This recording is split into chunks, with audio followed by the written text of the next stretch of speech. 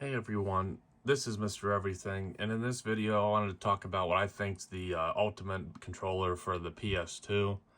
At this point, we're so used to wireless controllers, and this is kind of something I didn't even go out of my way to get. I had no clue about this controller, but since I kind of got used to using it, I really ended up liking it, and it's a pretty solid controller, and most importantly, it's very affordable. And that's one of the nicest things with the PS2, especially compared to Nintendo, is PS2s, and obviously the popularity of them too. There's a lot out there. The components, the accessories, the games, they're all very cheap, and there's a lot out there. So this tends to be affordable. I ended up getting it over 10 years ago. I rebought a PS2 Slim, and a controller. It was not the specific one, but it was one of these was included with it, and wireless dongle. It's battery powered, wireless, and I thought, and it came with the regular DualShock controller as well. But I wanted to give this a shot. It's ergonomically a little bit better, I think, than the DualShock. A little bit wider. Feels great though. It was very responsive. But unfortunately, I quickly noticed that I was having calibration issues with the analog sticks. They would just be, it would just make if you had a cursor or whatever you were doing on the screen, it would just keep spinning. If you were playing a, first-person shooter or something, you'd just keep rotating. And I assumed something was wrong. This is a very easy controller to take apart, and I was able to get in there and clean everything, and no difference. And then after trying that for a couple times, just gave up on it. And then years later, when I decided to get my PS2 back out, I did it again, and one of the, I believe, trigger buttons up here got torn, so I had to resolder it. And then at that point, I found that there was, it was not even a physical problem, but a calibration. And I was looking on Amazon in the listing, and I found someone that had the exact same issue, and they wrote it in their review, so it couldn't have been any better. That you can calibrate this. It's kind of finicky to do. You can see you have to take out the batteries, hold L1 and L2, and then reinsert the batteries while still holding those two buttons, but not bumping the analog sticks, because then it would mess with the calibration.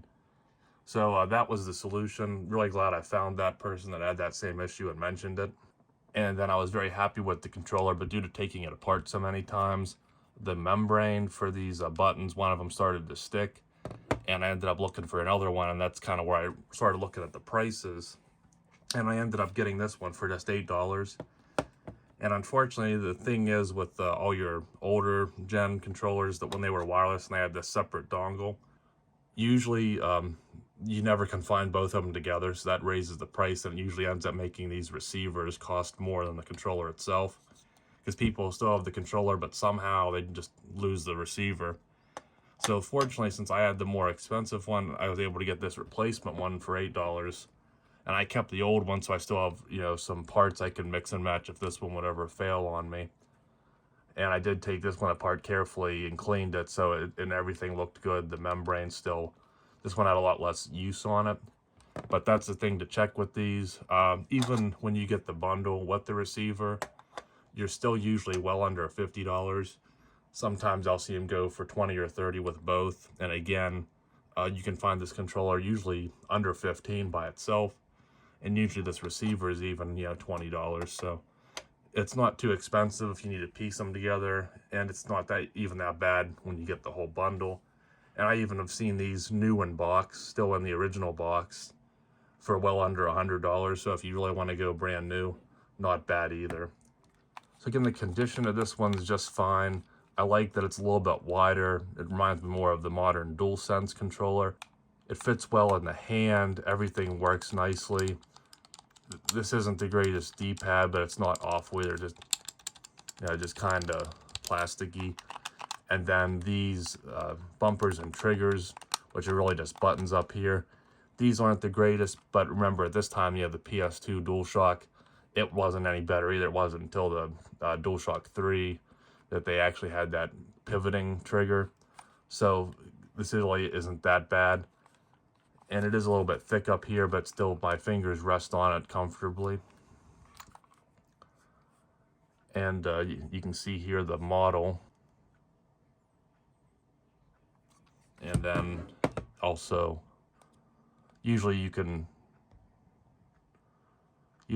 just search the action controller and you'll find both of these, but if you needed to look it up specifically by the model number, there's both of them. The buttons, they're fairly clicky. They might be a little bit mushy, but they're still not near as mushy as what the PS2 controller was. And I'm not sure if these are pressure sensitive. I'd have to check that. It's been a while. I'm not even sure how many games I have that are pressure sensitive I can think of right off the bat. And the grip on these seems to, I almost prefer it a little bit more than the DualShock 2. These seem to stay a little bit more dry than some of those PS2 ones. Either get like too worn off and sticky feeling, or like really hard to where this kind of still feels like it's new. Maybe it just wasn't used that much, but either way, this one's still good. And one other honorable mention I'll bring up is this Mad Catz in terms of a wired controller, which I'd rather have a wireless.